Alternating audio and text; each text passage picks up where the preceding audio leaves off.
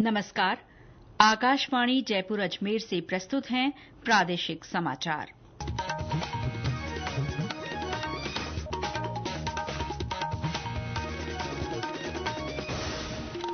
मुख्य समाचार।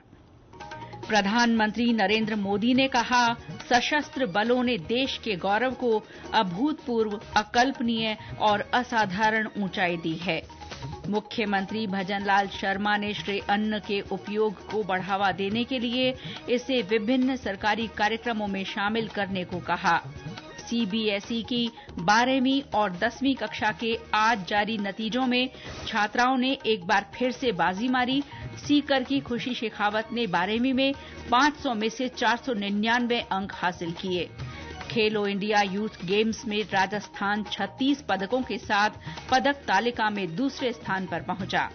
और प्रदेश भर में आज दिन भर तेज गर्मी और उमस के बाद विभिन्न स्थानों पर बारिश, भीलवाड़ा में ओले गिरे।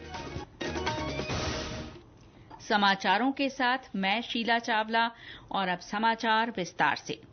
प्रधानमंत्री नरेंद्र मोदी ने कहा है कि सशस्त्र बलों ने देश के गौरव को एक नई ऊंचाई दी है जो अभूतपूर्व, अकल्पनीय और असाधारण है। उन्होंने कहा कि ऑपरेशन सिंदूर ने देश का मनोबल बढ़ाया है और देश को एकता के सूत्र में पिरोया है। श्री मोदी आज पंजाब के आदमपुर वायुसेना स्टेशन पर जवानों को संबोधित कर रहे थे। प्रधानमंत्री ने कहा कि भारतीय वायुसेना ने पाकिस्तान में घुसकर आतंकवादी ठिकानों को निशाना बनाया और सिर्फ 20 से 25 मिनट के भीतर सीमा पार के ठिकानों पर हमला करके ये दिखाया है कि आधुनिक तकनीक से लैस एक पेशेवर बल ऐसा कर सकता है। श्री मोदी ने पाकिस्तान को कड़ा संदेश देते हुए कहा कि अब अगर भारत पर आतंकी हमला हुआ तो देश अपने स्तर पर जवाब देगा।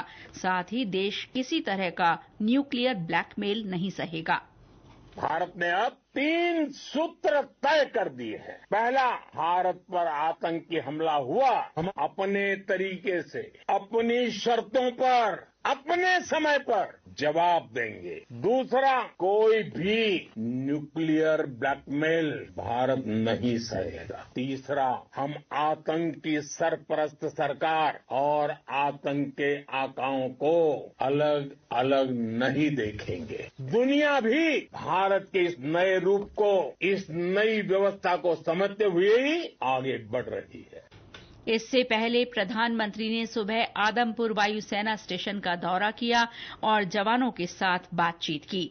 वहीं रक्षा मंत्री राजनाथ सिंह ने आज नई दिल्ली में एक उच्च स्तरीय बैठक के दौरान भारत की पश्चिमी सीमा पर सुरक्षा स्थिति की समीक्षा की।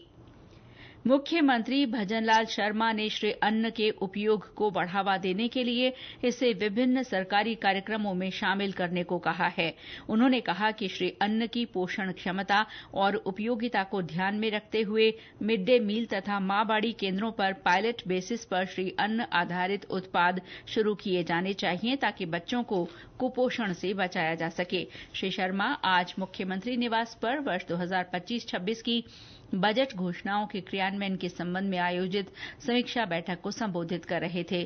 श्री शर्मा ने अधिकारियों को श्री अन्न की मार्केटिंग, उत्पादन और प्रचार प्रसार को बढ़ावा देने के उद्देश्य से समिति बनाने के भी निर्देश दिए। उन्होंने अधिकारियों को सरकारी आयोजनों में स्वयं सहायता समूह तथा राजीविका की महिलाओं द्वारा बनाए गए उत्पादों को उपयोग में लाने को भी कहा। राज्यपाल हरिभाऊ बागड़े ने कहा है कि विद्यार्थियों को अपने कौशल विकास पर ज्यादा ध्यान देना चाहिए। राज्यपाल आज अलवर में राजऋषि भर्तृहरि मत्स्य विश्वविद्यालय के दीक्षांत समारोह को संबोधित कर रहे थे। श्री बागड़े ने कहा कि कौशल और कला का विकास कर विद्यार्थी अपना भविष्य सुरक्षित कर सकते हैं। इस अवसर पर उन्होंने 46 मेडल प्रदान किए। इनमें 39 स्वर्ण पदक शामिल हैं। कार्यक्रम में उप मुख्यमंत्री डॉ प्रेमचंद बैरवा, वन और पर्यावरण राज्य मंत्री संजय शर्मा सहित विभिन्न जनप्रतिनिधि मौजूद रहे। वरिष्ठ न्यायाधीश न्यायमूर्ति भूषण रामकृष्ण गवई सर्वोच्च न्यायालय के 52वें मुख्य न्यायाधीश होंगे।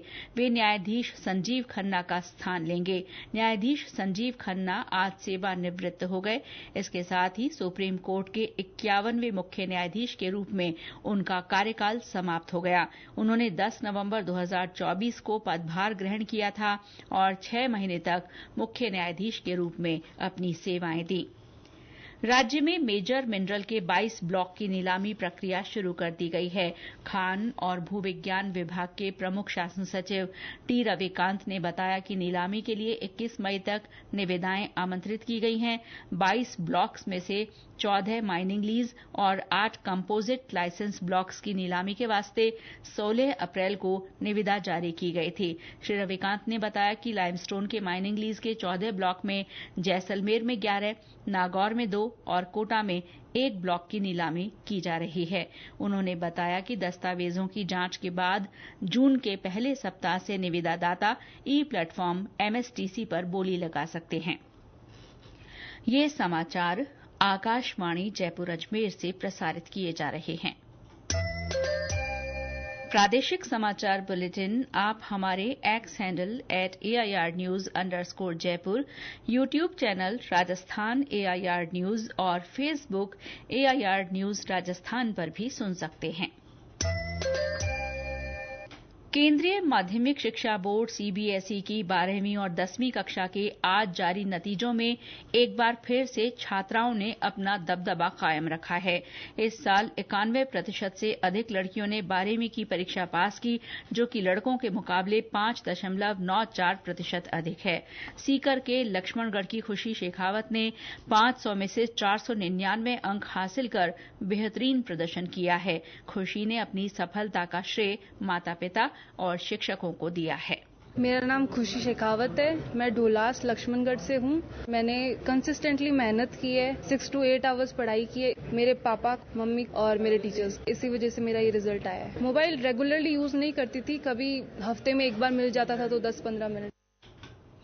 10वीं की परीक्षा में भी लड़कियों ने बाजी मारी है। 95% से अधिक लड़कियों ने परीक्षा पास की, जो कि लड़कों के मुकाबले 2.37% अधिक है। गौरतलब है कि इस बार 12वीं कक्षा में 88.39% विद्यार्थियों ने बोर्ड परीक्षा पास की। वहीं 10वीं कक्षा के 93.66% विद्यार्थी बोर्ड परीक्षा में उत्तीर्ण हुए। प्रधानमंत्री नरेंद्र मोदी ने सीबीएसई की 12वीं और 10वीं की परीक्षा में सफलता हासिल करने वाले सभी विद्यार्थियों को बधाई दी है। सोशल मीडिया पोस्ट में प्रधानमंत्री ने कहा कि परीक्षा परिणाम छात्रों के संकल्प, अनुशासन और कड़ी मेहनत का परिचायक हैं। मुख्यमंत्री भजनलाल शर्मा ने भी परीक्षा में सफल विद्यार्थियों के उज्जवल भविष्य की कामना की है। भारतीय डाक विभाग ने पुस्तकों और अध्ययन सामग्री को कम लागत में भेजने के लिए ज्ञान पोस्ट सेवा की शुरुआत की है। इसके जरिए शैक्षणिक पुस्तक और सामाजिक सांस्कृतिक साहित्य किफायती दामों पर भेजे जा सकेंगे। एक रिपोर्ट।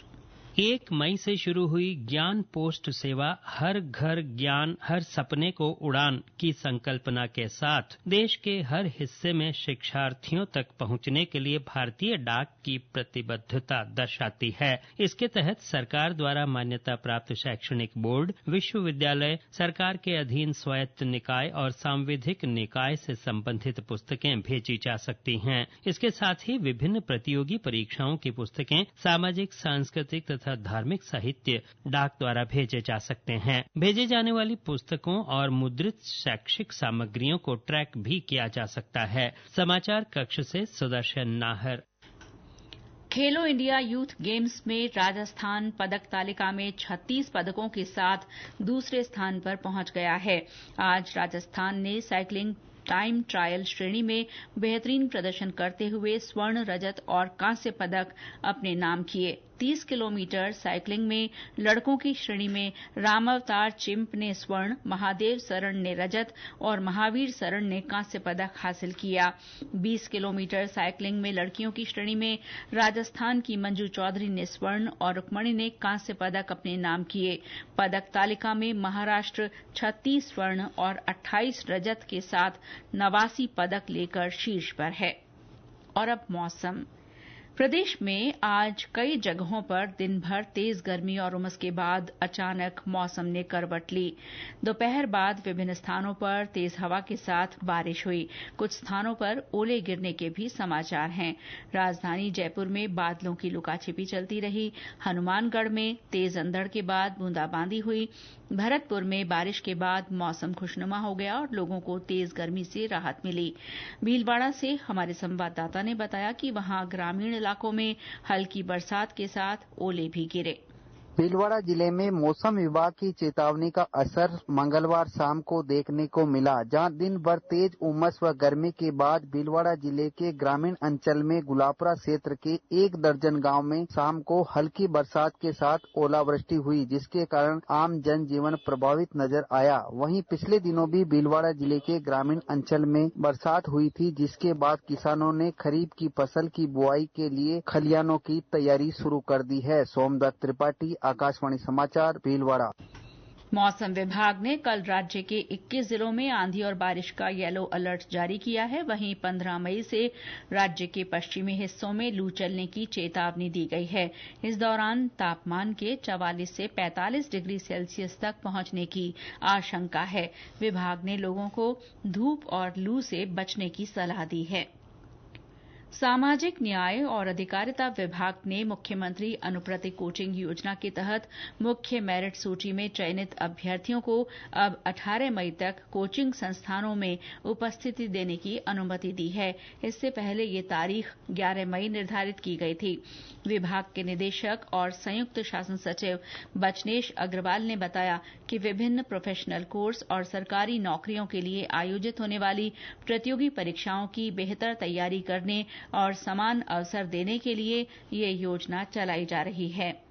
प्रदेश में सामाजिक सुरक्षा पेंशन योजना के लाभार्थियों की वार्षिक भौतिक सत्यापन की अवधि बढ़ाकर 31 मई कर दी गई है। सामाजिक न्याय और अधिकारिता विभाग के निदेशक ने बताया कि लाभार्थियों की मांग और सुविधा के लिए विभाग ने ये फैसला किया है। और अंत में मुख्य समाचार एक बार फिर। प्रधानमंत्री नरेंद्र मोदी ने कहा, सशस्त्र बलों ने देश के गौरव को अभूतपूर्व, अकल्पनीय और असाधारण ऊंचाई दी है। मुख्यमंत्री भजनलाल शर्मा ने श्री अन्न के उपयोग को बढ़ावा देने के लिए इसे विभिन्न सरकारी कार्यक्रमों में शामिल करने को कहा। सीबीएसई की 12वीं और 10वीं कक्षा के आज जारी नतीजों में छात्राओं ने एक बार फिर से बाजी मारी। सीकर की खुशी शेखावत ने 12वीं में 500 में से 499 अंक हासिल किए। खेलो इंडिया यूथ गेम्स में राजस्थान 36 पदकों के साथ पदक तालिका में दूसरे स्थान पर पहुंचा।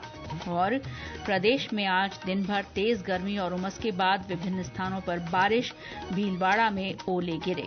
इसके साथ ही प्रादेशिक समाचार बुलेटिन समाप्त हुआ। नमस्कार।